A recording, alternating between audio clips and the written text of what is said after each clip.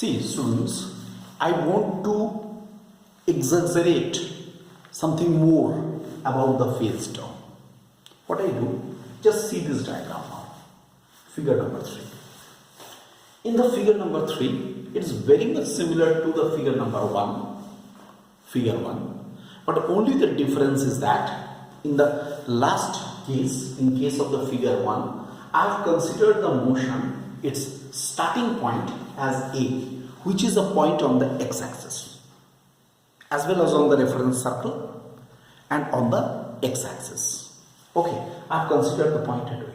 But what I want to say, it is not necessary that always the motion will be starting from the point on the x-axis. That's a very, you can say, that's a very special case.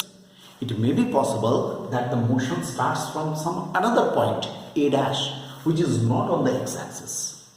So suppose the particle is initially at the point A dash at the instant of time t is equal to 0, and it moves anti-clockwise with the angular velocity omega, and it reaches the point P at the instant of time t is equal to t. It makes the angle omega t. And when the particle is at this point A dash, it is forming an angle, its position is forming an angle phi naught with x-axis. Okay, then if I ask you now find out the displacements, then what you will do, very simple thing, you will here simply drop the normal m, and from here you will drop the normal n like this, right? And here, that is Pm should be equal to y, should be r sine omega t plus phi naught. Look at this. Look at this point. If I ask you what is the vertical displacement, Pm, then you will simply say, okay, its vertical displacement Pm is equal to, should be y, and it should be equal to r sine omega t plus phi naught, the whole angle, the complete angle. It's very simple. I write this equation as equation 1a. I'm not making more equations. I'm just making, it is another case, general case of equation. And what we are getting, this is the displacement equation under this case. And if you have a proper knowledge of the differentiation, you can differentiate it. You will be getting the same result as we have got in the previous. Same result. And there also you will be getting the same thing, A is equal to minus omega square y, as the standard equation. I hope you can understand it. And in this, what is this phi naught called? Phi naught, as I told you here, omega t plus phi naught, this is the phase term, isn't it? Here, this is the phase. Then what is phi naught? Phi naught is called the initial phase, which is also, it has got another name also. It is called epoch. Phi naught is called the initial phase, or it is called epoch. I brought that to you, you can say, but it is the phase. Understood? Phase.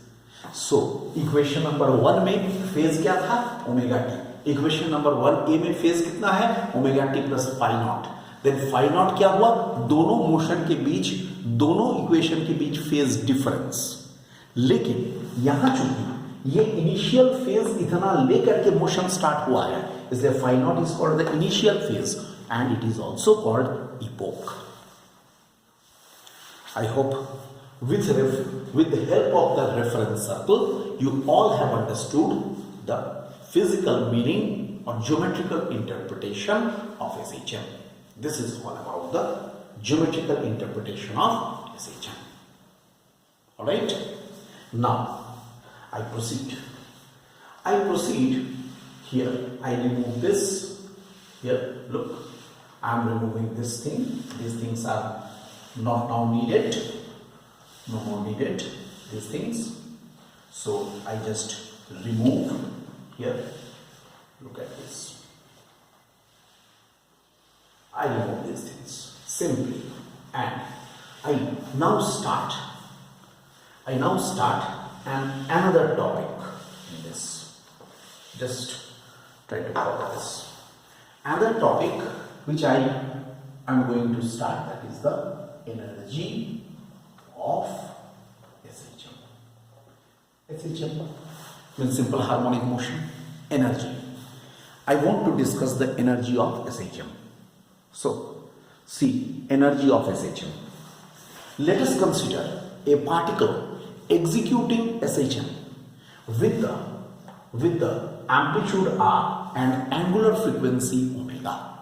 You can write. So, we consider a particle executing SHM of amplitude R and angular frequency omega. Then what happens? I will take reference of figure number 2.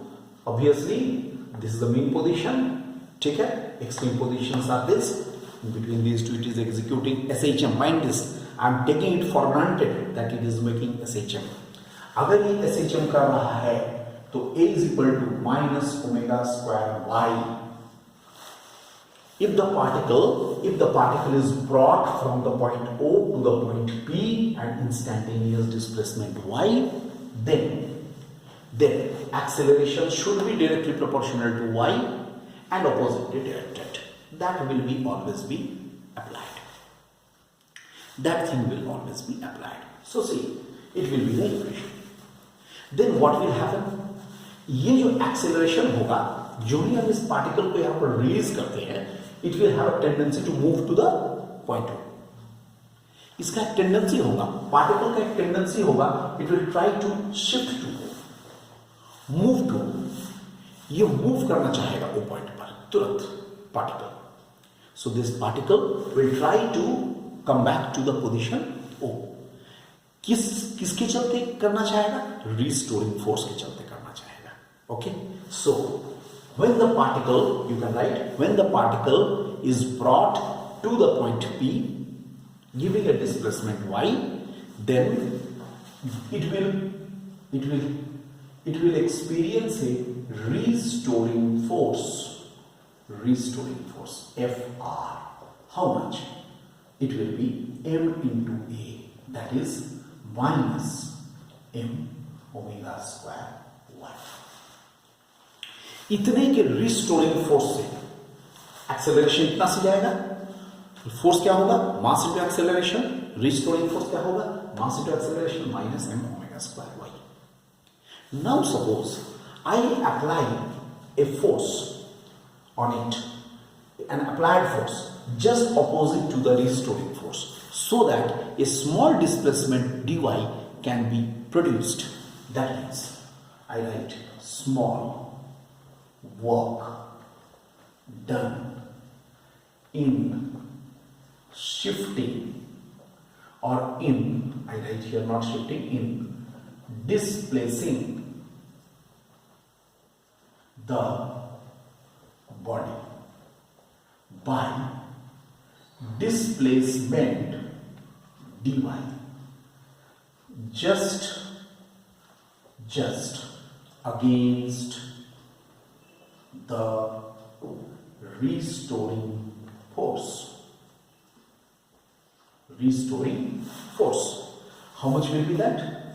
Here it is, dw should be m omega square y into dy. You all know that it will be F, force into displacement, but that force will be opposite to the restoring force. I am keeping it opposite to the restoring force. तभी तो work done होगा. हमें restoring force से opposite direction में ले जाना होगा. Just restoring force को ओवरकम करते हुए तो मुझे कितना फोर्स लगाना होगा? इतना ही फोर्स लगाना होगा, but in the opposite direction. So how much? m omega square y dy. This is the small work done. Then total work done in producing a displacement y will be how much? W integration of dy integration of m omega square y dy.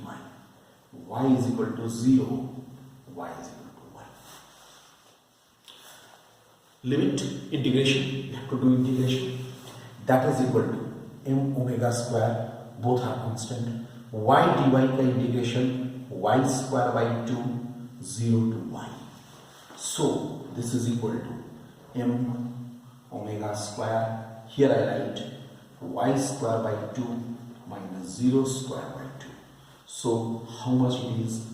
Half m omega square y square, half m omega square y square. Then what will happen? This is the work done. You know, every work done is equivalent to some energy. This work done is also due to the configuration, so it is also corresponding to some energy. What energy? It is now, so potential energy capital U is half m omega square y square. ये हो गया potential energy. देखो इस पूरे motion के दौरान potential energy कितने के बराबर हुआ? इतने के बराबर हुआ. U, capital U is equal to half m omega square y square. This is the potential energy of this SHM. Now you all know that other than potential energy there must be some another energy, that is the kinetic energy. Okay, because in this case only two energies will be there. One is the potential energy, now another we shall discuss, that's the kinetic energy, and if they will be added, that will be the total energy. So now in the next video lecture we shall discuss the kinetic energy and the total energy.